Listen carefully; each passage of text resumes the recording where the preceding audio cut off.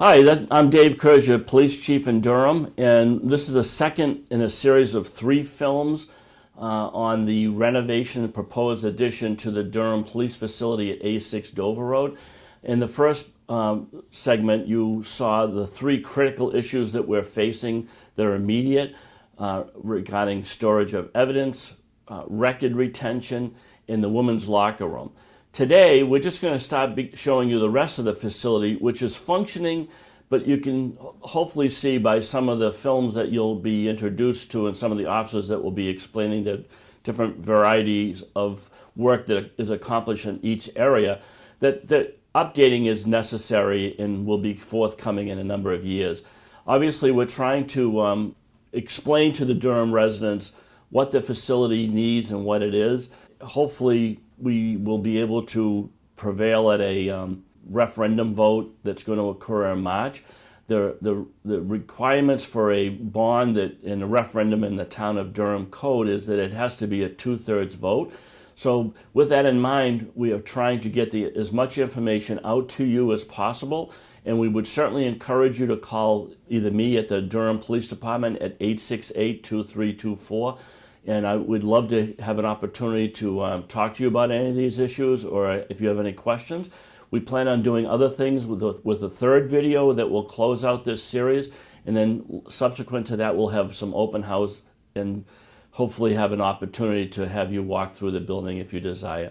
So again, hope you enjoy meeting some of your employees and that work for you and seeing the rest of the Durham Police Facility. Thanks for watching. I'm Catherine Moan. I'm a sergeant here at the Durham Police Department. I've been here since 2002. I think back then I thought this was the greatest building ever and saw no issues with it at all, but as the years have gone on and I have increased responsibilities, I've found some functional issues, and as the department has grown, some space issues. This is the sergeant's office. It is where 4 patrol sergeants based out of. There's 1 or 2 of us that are here at a time. Usually, occasionally, all 4 of us would be working out of this office. We have 2 desks with workstations where we correct paperwork, write evaluations. We do our own reports for calls that we handle phone calls in here. We also use this room for storage, things that don't fit in other places. We have things up high, down low, in drawers. Several of the supervisors also have all of us have other responsibilities, but many of us have responsibilities such as training, firearms training, taser training, field training coordinators, and a lot of the paperwork and equipment for those responsibilities are also stored in this office. We have court schedules on the walls, many other types of paperwork and training tools that we need in here. We keep our summonses in a locked box, which we have to issue to officers. There are 4 sergeants that share this office. We each have 2 drawers in these desks. That's where we store all of our current files, paperwork, anything that we're working on currently. And then extra storage is wherever we can find it, up high, down low. A lot of my files are in the locker room, which I think you'll see that's has its own issues. Hello, my name is Officer CJ Young. I'm a patrolman here with the Durham Police Department. I've been here for just over 3 years. Today what I'm going to be doing is taking you through a tour of our patrol room, which we're currently in. So as you can see, this is our patrol room, and you can see that most of this room is being utilized. Pretty much every inch of this place, whether it's on the wall or on the countertops we have here, that everything's being used. Each officer has their own drawer space. So technically right now we are full staffed. So as you can see, there's really no room to increase our staffing if we have to, as far as putting a simple drawer in. There's really not much space for that. We also have 4 computers that officers use for checking email, writing reports, those kinds of things.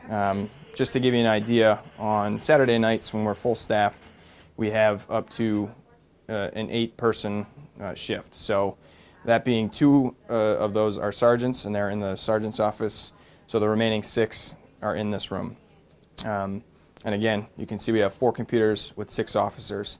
That can pose a bit of an issue, not that all 6 of us are in here at one time, but with that being said, when someone signs onto a computer, they're on that computer. When they leave to go out onto the road, and if another officer comes in, if all the computers are being used, they now have to log off everything that previous officer was using, whether that be a report that they were in the middle of writing or checking email and whatnot, just so that new officer can come in and check their email, start a report. So that does pose a bit of an issue. The other thing with this room is on really, really busy nights during the school year, we have extra shift that comes in. So again, on those Saturday nights, we have an 8-person shift. On those busy nights, we have an additional 4 officers that come in.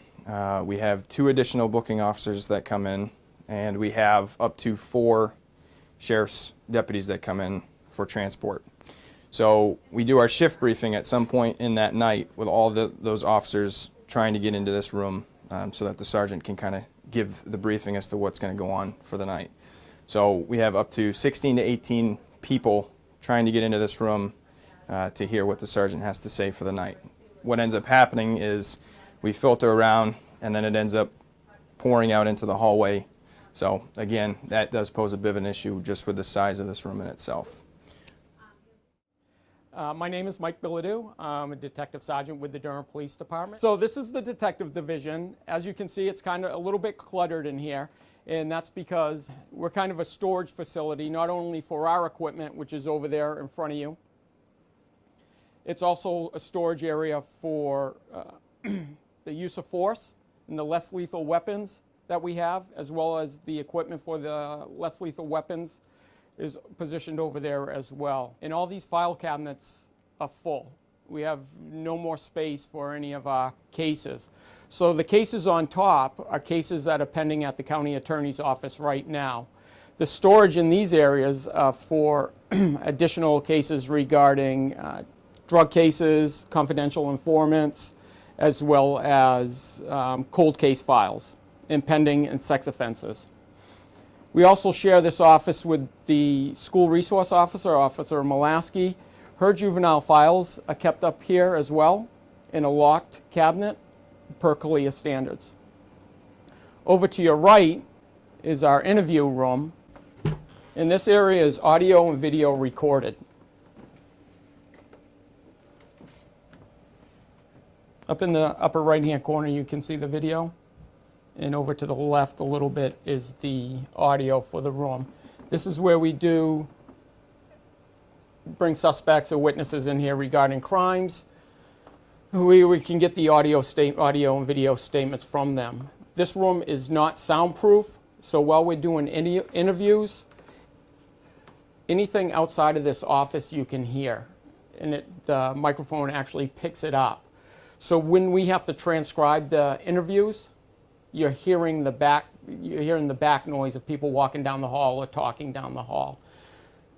Obviously, you could see that there's a typewriter in there. That's kind of the storage area for the typewriter. When any of the front office assistants need to type something up, or we have to type something up in this office, that's where we have to go. When we do interviews, we have to remove that typewriter and put it somewhere in our office. When we also have to do some interviews, we don't have adequate space in here. So what we have to do is interview people in the front conference room or in the library. Now this is the male locker room. We have the police department consists of 20 officers. 15 of them are male, 5 are female, and all the males are in this area. Each has a locker. Some are larger than others. We've got some military surplus that we utilize that are a little bit larger. But one of the things that's a problem here is I'm 5'10", but if there's an officer who's over 6 feet, you can see what's going to happen when they start changing. But this area that we are currently in will become all evidence and processing in this area. So it will greatly, almost triple the area of the evidence for us to be able to maintain it and process it in a nice environment.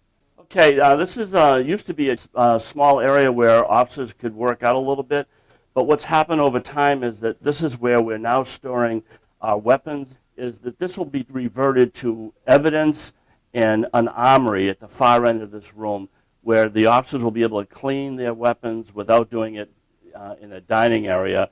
And then again, all the weapons will be in one area as opposed to taking up this. And this will be the new expanded evidence area.